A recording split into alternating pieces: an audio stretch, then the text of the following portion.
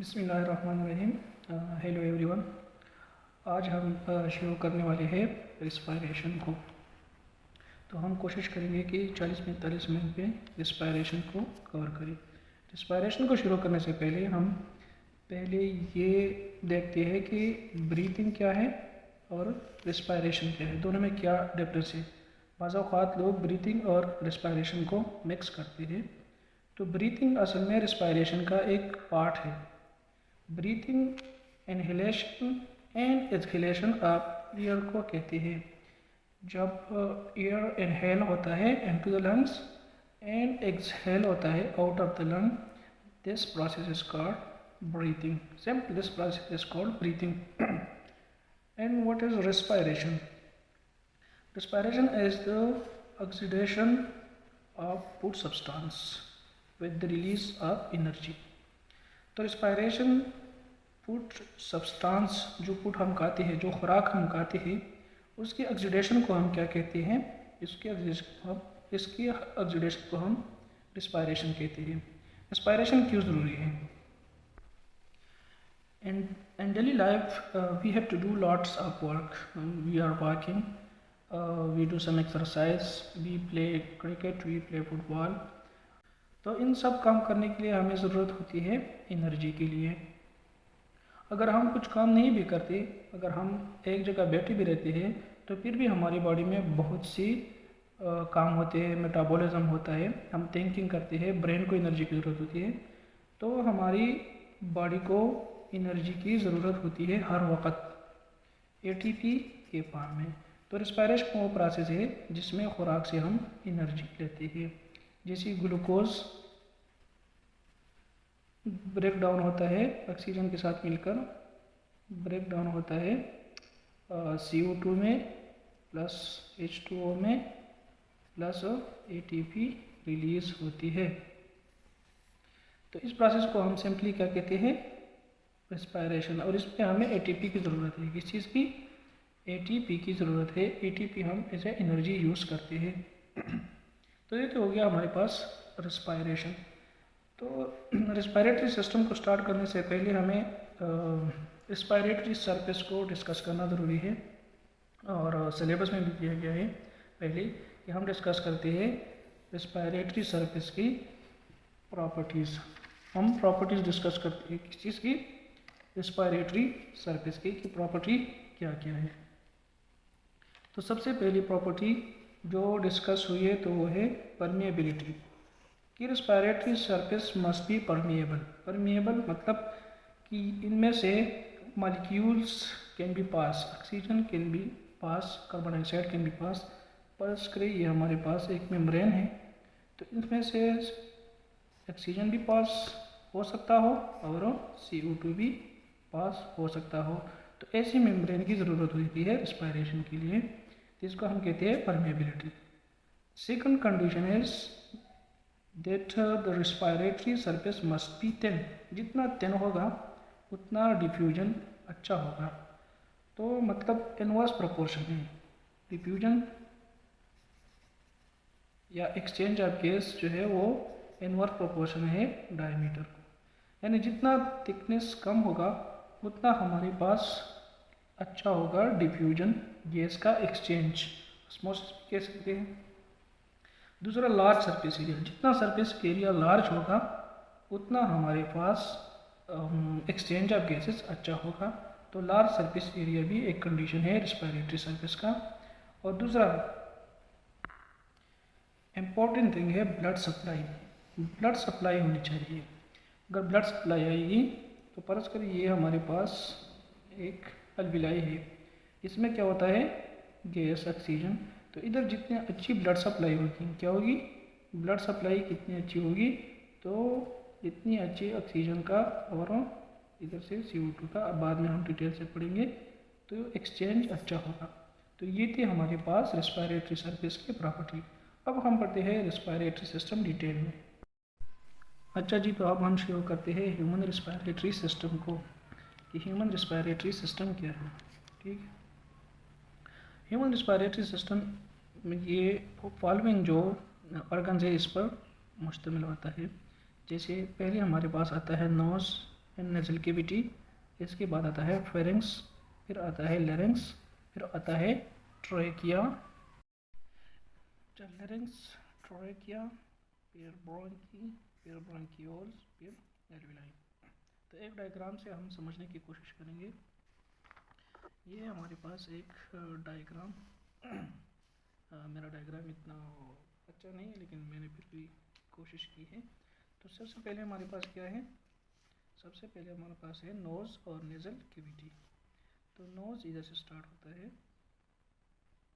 ये हमारे पास हो गया नोज़, एक जो ओपनिंग होती है इसको हम नोस्ट्रिल कहते हैं, ठीक। फिर ये नोस्ट्रिल, फिर नेज़ल कैविटी होती है, नेज़ल कैविटी इधर से इस तरह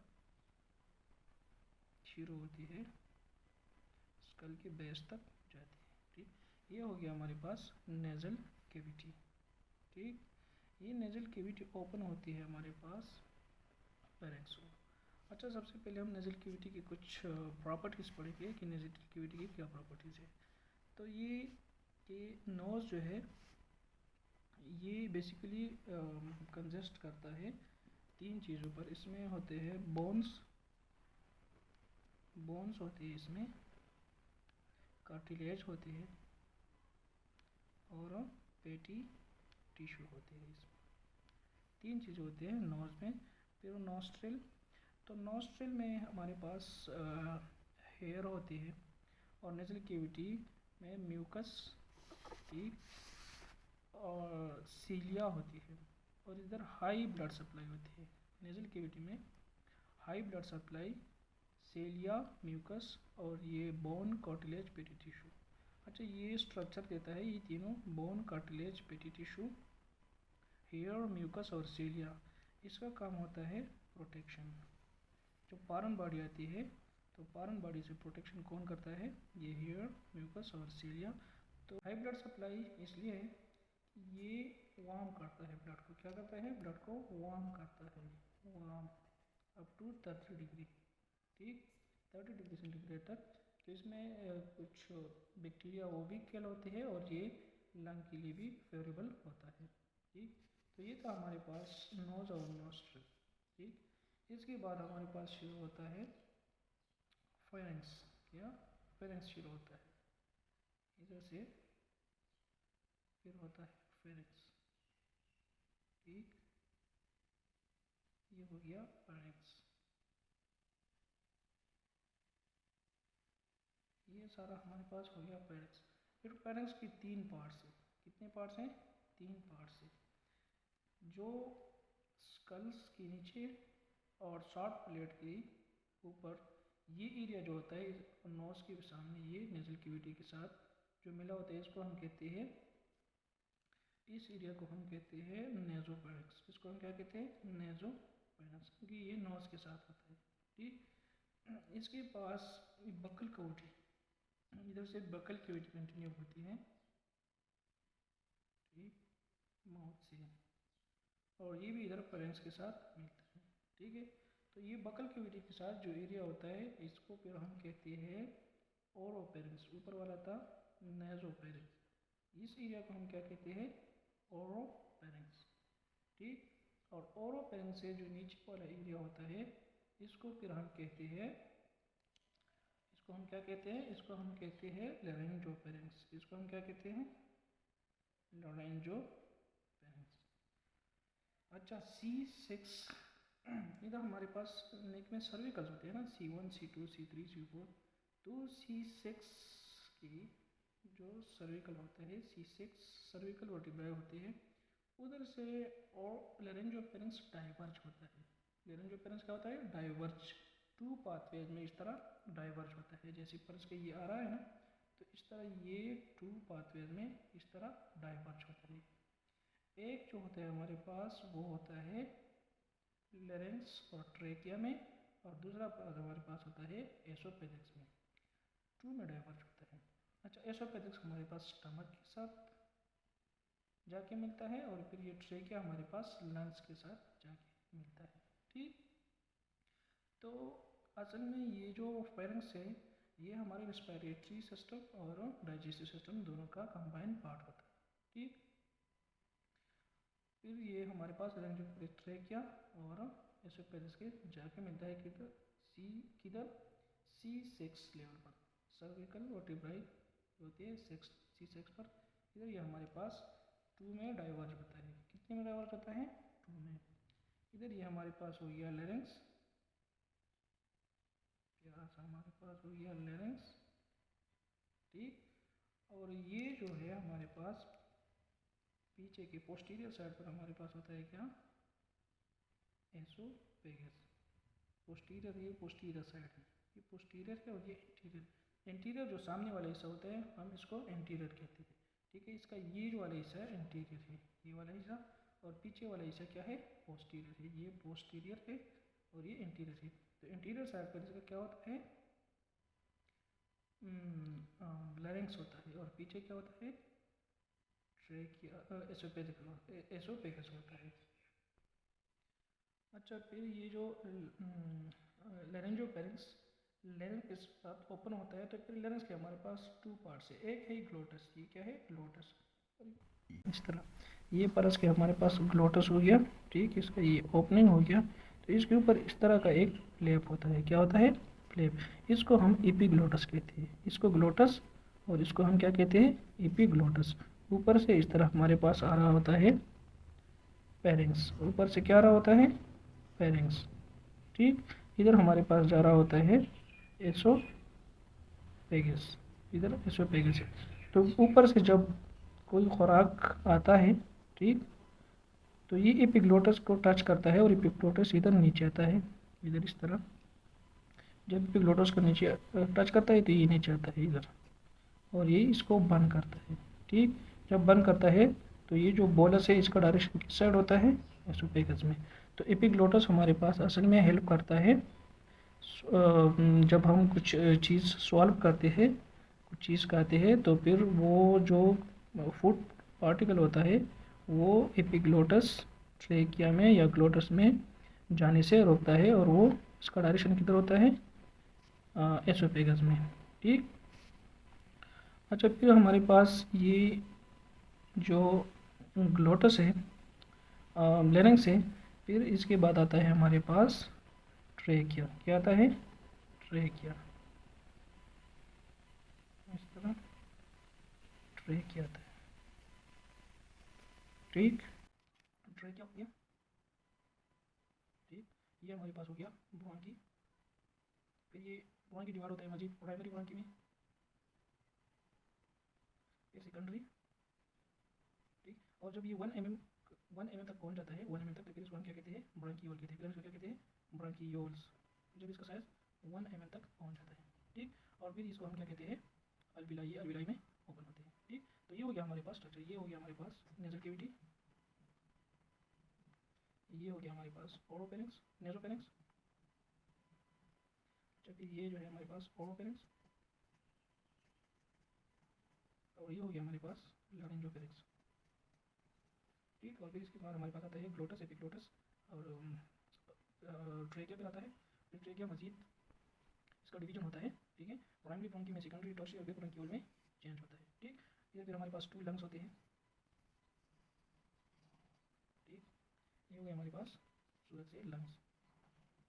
ये हो गया हमारे पास राइट लंग, और ये हमारे पास लेफ्ट।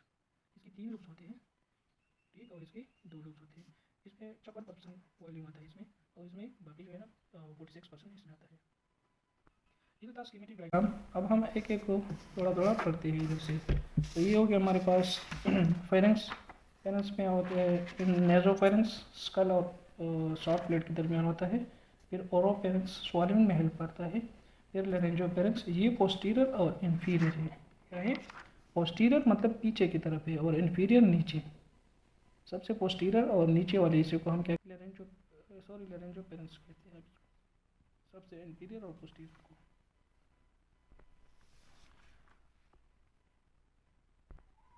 अच्छा भाई, पेरेंट्स के बाद आता है लैरिंक्स। इसको वॉइस बॉक्स या ग्लोटस भी कहते हैं। इसमें 2 लिगामेंट्स होते हैं। क्या होते हैं?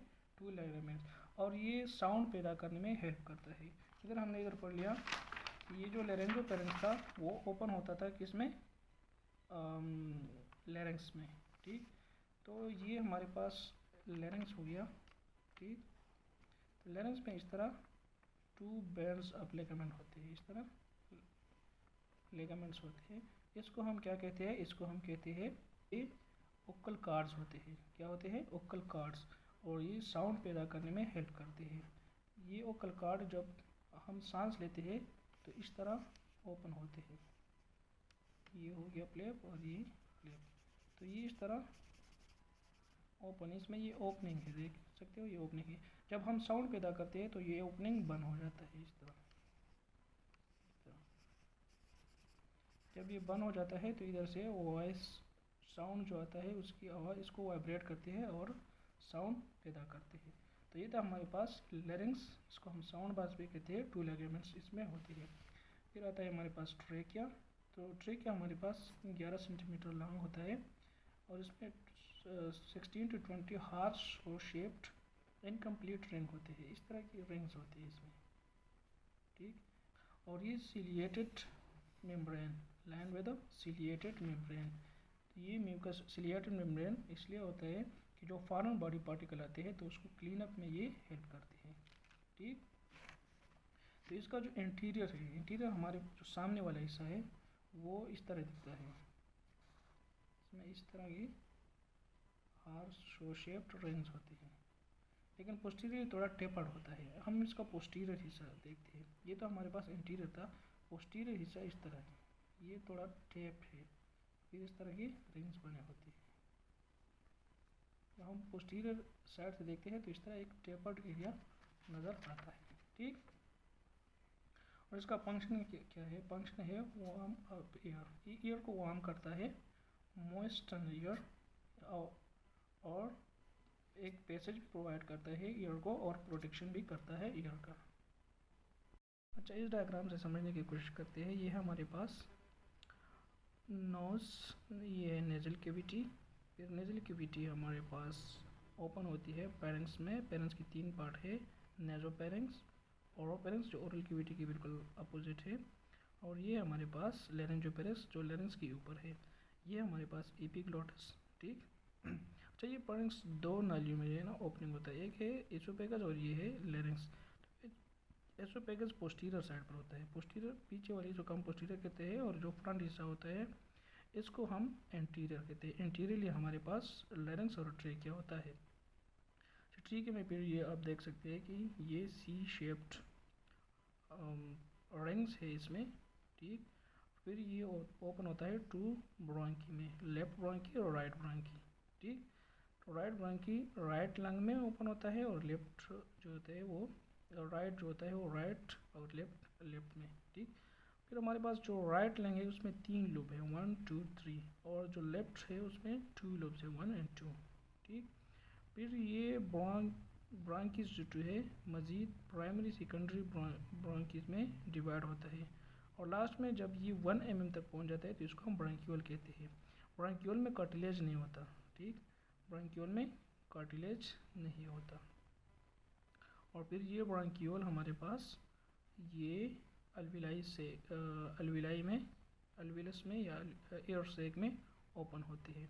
फिर वहाँ पर ब्लड सप्लाई होता है, वीन्स कैपिलरीज, और उनके साथ फिर गैसियस एक्सचेंज होता है। तो ये था हमारे साथ सारा रिस्पायरेटरी सिस्टम।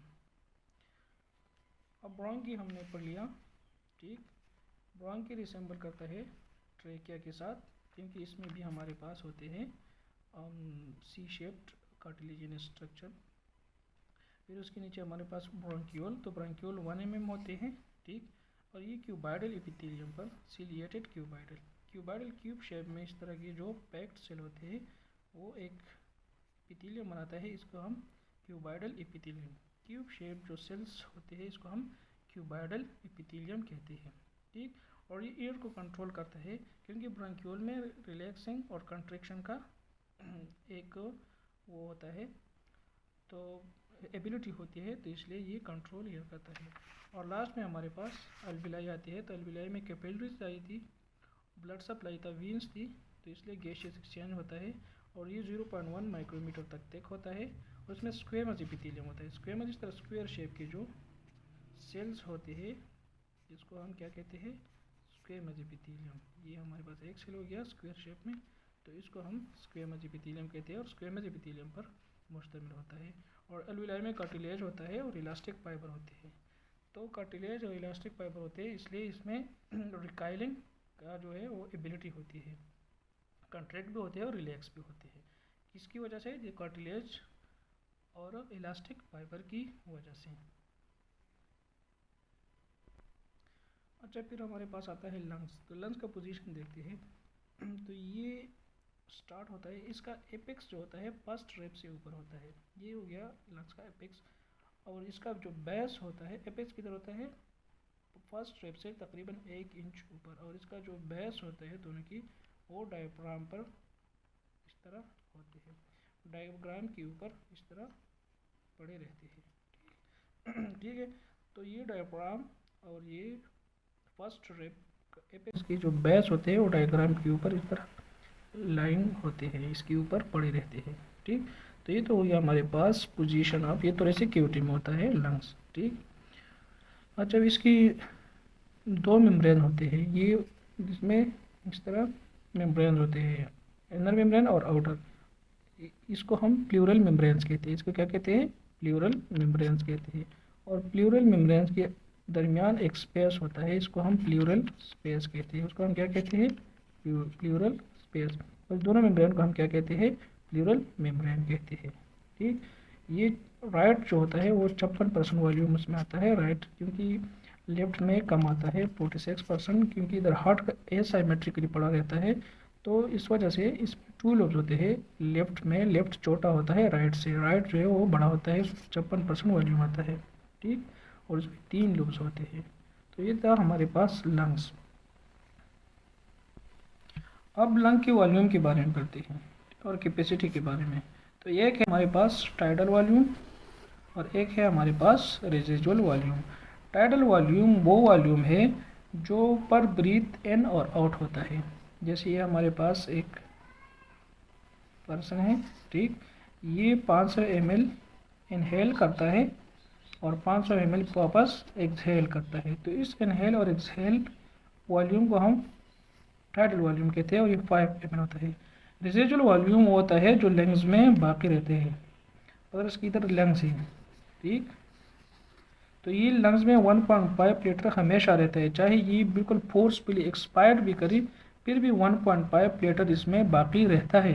तो उस बाकी मानदा वॉल्यूम को हम क्या कहते हैं? Residual volume. अच्छा, तो ये था सब कुछ हमारे पास रेस्पिरेटरी सिस्टम के बारे में। अब हम केपी की एक बुक है उसमें से कुछ हवाला देंगे। तो ये हो गया हमारे पास एक स्ट्रक्चर दिया हुआ है, ये है नोज, नोस्ट्रिल, फिर माउथ, फिर ये नेजल कैविटी। ठीक, नेजल कैविटी फिर फेरेंक्स में आता है, फिर फेरेंक्स से हमारे पास वॉइस बॉक्स या लेंस में ओपन होता है। ठीक, फिर इधर भी ये शॉर्ट प्लेट है और ये स्कल का बेस है। तो इनके दरमियान हमारे पास नेजोफेरेंक्स आता है, फिर ओरल कैविटी के सामने ये ओरोफेरेंक्स, फिर लेरेंजोफेरेंक्स आता है, और फिर लेरेंजोफेरेंक्स और फिर इधर ये शुरू होता है हमारे पास क्रिकोइड कार्टिलेज से, हायोइड बोन से शुरू होता है और क्रिकोइड कार्टिलेज तक इसका लेंथ होता है। ठीक, फिर हमारे पास ये आ गया एक स्ट्रक्चर है। तो ये ट्रेकिया है, ये प्राइमरी ब्रोंकस है, फिर सेकेंडरी ब्रोंकस, सेकेंडरी मजीद ब्रांकियोल्स में, टर्शरी है, फिर टर्शरी ब्रांकियोल्स में डिवाइड होता है, 1 mm तक होता है, इसमें कार्टिलेज नहीं होती। और फिर टर्मिनल ब्रांकियोल फिर अल्विलाई में ओपन होते हैं। ठीक, इसमें ये अल्विलाई में आप देख सकते हैं कि कैपिलरीज का एक नेटवर्क है, इधर गैसियस एक्सचेंज होता है और सरफेस मॉइस्ट रहता है, क्योंकि मॉइस्ट पर सरफेस पर बहुत अच्छा वो होता है गैसियस एक्सचेंज। ये देख कैपिलरी देख सकते हैं, इसके ऊपर इलास्टिक फाइबर, ये सारे हमारे पास अल्विलाई है, स्मूथ मसल भी इसमें होते हैं। ठीक, तो ये था हमारे पास सारा वो रेस्पिरेटरी सिस्टम। अच्छा, ये एक टॉपिक रहता है ब्रीथिंग, कंट्रोल ऑफ ब्रीथिंग। ठीक, तो ब्रीथिंग कौन कंट्रोल करता है? ठीक, तो ब्रीथिंग कंट्रोल करता है हमारा ब्रीथिंग सेंटर। ब्रीथिंग सेंटर किधर होता है? ब्रेन में होता है। किधर होता है? ब्रेन में हमारे पास होता है ब्रीथिंग सेंटर और वो कंट्रोल करता है। ठीक, एक है हमारे पास इनवॉलेंट्री ब्रीथिंग और एक है voluntary control. Involuntary control autonomic nervous system जो है वो कंट्रोल करता है, ठीक, और वो ब्रेन में होता है। लेट सपोज ये हो गया हमारे पास ब्रेन, ठीक, ये हो गया हमारे पास ब्रेन हो गया। तो ब्रेन में पे हमारे पास इधर से हाइंड ब्रेन में पोन्स होता है और फिर मेडुला ओब्लांगेटा, ठीक, ये हो गया हमारे पास पोन, ठीक, ये हो गया मेडुला ओब्लांगेटा और ये हो गया सेरेबेलम, ठीक, ये हो गया सेरेबेलम, ये हो गया सेरेब्रम, और ये है हमारे पास क्या पोन्स और फिर हो गया मेडुला ओब्लांगेटा। तो इधर पर 2 सेंटर होते हैं, एक होता है वेंट्रल और एक होता है डॉर्सल, एक इधर होता है डॉर्सल, ठीक है। तो ये जो वेंट्रल सेंटर है ये हमारे पास कंट्रोल करता है इंस्पायरेशन को, ये जो है ये हमारे पास इंस्पायरेशन। और ये जो डॉर्सल है, डॉर्सल किसको कहते हैं, पीछे वाला, वेंट्रल सामने वाला, ठीक है। ये पेन है परस का, इसका ये वाला जो है ना वो डॉर्सल है और ये वाला क्या है, वेंट्रल है, ठीक है। तो ये वेंट्रल जो है ये इंस्पायरेशन को कंट्रोल करता है। ये हो गया हमारे पास वेंट्रल साइड, तो ये हमारे पास इंस्पायरेशन को, और ये हमारे पास है डॉर्सल, ठीक है, ब्रीथिंग सेंटर, और ये हमारे पास कंट्रोल करता है एक्सपायरेशन। ये मेडुला ओब्लांगेटा में प्रेजेंट होते हैं, किधर प्रेजेंट होते हैं, मेडुला ओब्लांगेटा। इधर से नर्व्स आते हैं, ठीक, क्या आते हैं, नर्व। एक होता है हमारे पास प्रोलिनिक नर्व और एक है इंटरकास्टल नर्व, क्या होता है तो ये हो गया हमारे पास स्टर्नम हो गया, ठीक, और इसकी लंग हो गया ये, और इधर इधर रेब्स होते हैं, इधर क्या होते हैं, रेब्स होते हैं, इधर क्या होते हैं, रेब्स, ठीक है। तो इधर से भी एक नर्व आता है और इधर ये पड़ा होता है किस पर, डायफ्राम पर, किधर पड़ा होता है, डायफ्राम पर।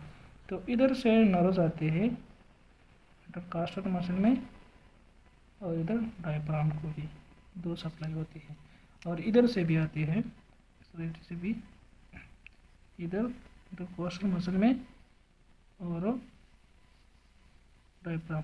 तो ये दोनों नर्व जो है इंटरकोस्टल मसल और डायफ्राम को सप्लाई करते हैं, लेकिन इसका रूल है, वेंट्रल साइड का रूल है इंस्पायरेशन में और इसका रूल है एक्सपायरेशन में। तो हम पढ़ते हैं कि किस तरह इसका रूल है। अच्छा, फिर वॉलेंट्री जो होता है, तो वॉलेंट्री में हमें जो सेरेब्रम होता है उधर से सिग्नल्स आते हैं ब्रीथिंग सेंटर को, और फिर वो वॉलेंट्री कंट्रोल करता है। वॉलेंट्री हमारे पास कंट्रोल होता है जब पोस्ट ब्रीथिंग हम करते हैं, स्नीजिंग, कपिंग, तो उसमें वॉलेंट्री हो जाता है। तो फिर उधर से सिग्नल आता है हमारे पास सेरेब्रम से। ये तो हो गया हमारे पास ब्रेन, लेकिन इंस्पायरेशन एक्सपायरेशन होता किस तरह है, अब हम वो पढ़ते हैं, ठीक। तो बुक से हम ये डायग्राम पढ़ते हैं।